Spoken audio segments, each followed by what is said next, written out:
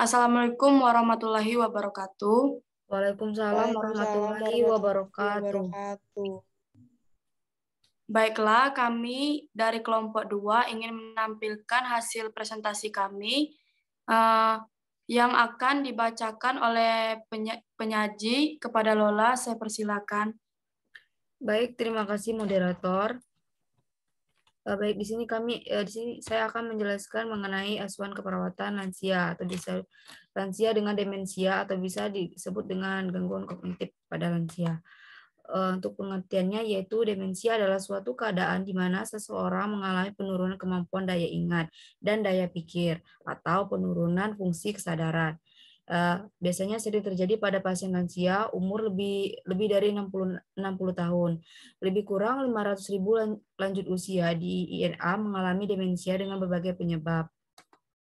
Untuk tanda dan gejala demensia yaitu yang pertama sulit melaksanakan ADL atau aktivitas harian, kemudian pelupa,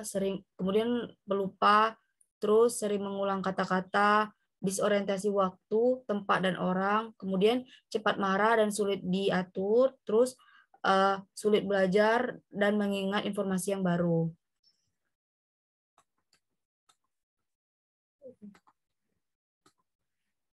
Untuk pengkajian pada pasien lansia yaitu pertama kita harus membina hubungan saling percaya dengan pasien lansia dengan cara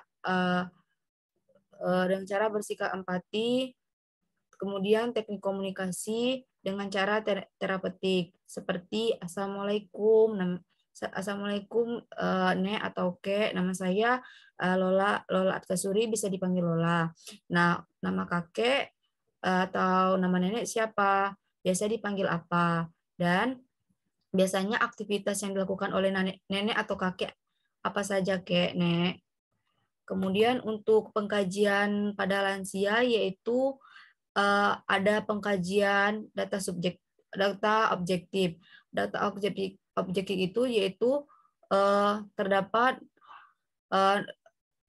nenek atau kakeknya mengalami pelupa, sering mengulang kata-kata, disorientasi waktu, orang, tempat, kemudian cepat marah atau sulit diatur, kemudian daya ingat hilang, sulit belajar, kurang konsentrasi, kurang kebersihan diri, risiko kecelakaan, tremor, dan kurang koordinasi gerakan. Untuk pengkajian data subjektifnya yaitu dengan melalui wawancara dengan menggunakan mini mental state examination atau MMSE. Untuk format pengkajiannya yaitu bisa kita lihat di sini dengan cara mengisi nama pasien, usia pasien, pendidikan, kemudian nama pewawancara, tanggal wawancara, dan waktu wawancara. Kemudian kita tanyakan kepada pasien atau kakek dan nenek yang kita kaji, sekarang hari apa, tanggal, bulan, tahun, dan musim apa. Kemudian kita tanyakan nenek atau kakek sekarang berada di mana, jalan, nomor rumah, kota atau kabupaten dan provinsi. Kemudian pewawancara menyebutkan 3 buah benda seperti lemari, sepatu, buku, 1 detik untuk setiap benda. Kemudian lansia mengulang 3 nama atau 3 benda yang disebutkan tadi. Kemudian berikan 1 angka untuk setiap jawaban yang benar. Hitunglah berturut-turut seling mulai dari 40 ke bawah. 1 angka untuk jawaban yang benar. Berhenti selama 5 hitungan. 35, 30, 25, 20, dan 15. Tanyakan kembali nama 3 benda yang telah disebutkan di atas. Berilah 1 angka untuk setiap jawaban yang benar. Kemudian kita tanyakan kepada lansia tersebut apakah nama benda ini, kemudian perlihatkan pensil dan jam tangan. Kemudian ulangi kalimat berikut jika tidak dan atau tetapi. Kemudian bacalah dan laksanakan perintah berikut. Pejamkan mata dan tulislah sebuah kalimat, saya ingin cepat sembuh. Begitu untuk melakukan pengkajian pada lansia, pengkajian MMSE. Dengan jika 0 sampai 12 yaitu demensia berat, untuk 13 sampai 19 itu demensia sedang, kemudian untuk 20 sampai 24 itu demensia ringan, dan 25 sampai 30 itu demensia normal. Baik di sini yaitu yang kami angkat diagnosa keperawatan asuhan keperawatan pada gangguan kognitif atau demensia yaitu ada 2. Yang pertama gangguan proses pikir atau pikun atau pelupa. Kemudian yaitu resiko cedera atau jatuh. Baik, untuk intervensinya akan dibacakan oleh rekan saya yaitu Putri Arapa. Kepada Putri Arapa saya persilakan. Baiklah, terima kasih Lola. Rencana keperawatan pada lansia demensia dengan gangguan proses pikir atau pikun pelupa. Tujuan pada pasien mampu mengenal atau berorientasi terhadap waktu, orang, dan tempat, melakukan aktivitas sehari-hari secara optimal. Tujuan pada keluarga mampu mengorientasikan pasien terhadap waktu, orang, dan tempat, menyediakan sarana yang dibutuhkan pasien untuk melakukan orientasi realitas, membantu pasien dalam melakukan aktivitas.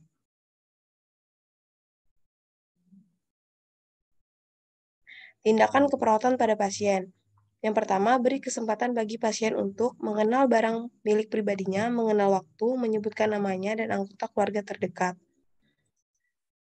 Yang kedua, berikan pujian jika pasien dapat menjawab dengan benar. Yang ketiga, observasi kemampuan pasien untuk melakukan aktivitas sehari-hari. Yang keempat, beri kesempatan kepada pasien untuk memilih aktivitas yang dapat dilakukan. Yang kelima, bantu pasien untuk melakukan kegiatan yang telah dipilihnya. Yang keenam, beri pujian jika pasien dapat melakukan kegiatannya. Yang ketujuh, tanyakan perasaan pasien jika mampu melakukan kegiatan tersebut. Selanjutnya, tindakan keperawatan pada keluarga. Yang pertama, diskusikan dengan keluarga cara-cara mengorientasikan waktu, orang, dan tempat pada pasien. Yang kedua, anjurkan keluarga untuk menyediakan jam besar, kalender, dan tulisan besar. Yang ketiga, diskusikan dengan keluarga kemampuan yang pernah dimiliki pasien. Yang keempat, bantu keluarga memilih kemampuan yang bisa dilakukan pasien saat ini.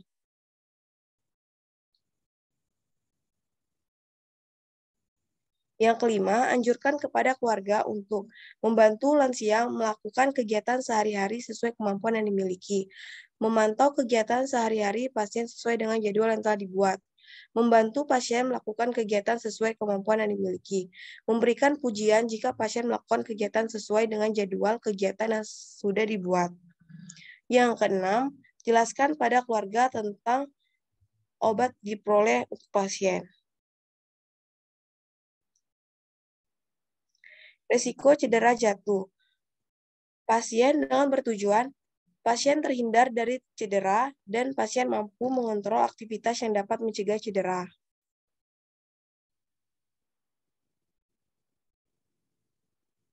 Tindakan keperawatan. Jelaskan faktor-faktor risiko yang dapat menimbulkan cedera dengan bahasa yang sederhana. Lalu ajarkan cara untuk mencegah cedera, misalnya bila jatuh jangan panik, tetap berteriak minta tolong. Dan yang terakhir, berikan pujian terhadap kemampuan pasien menyebutkan cara-cara mencegah cedera.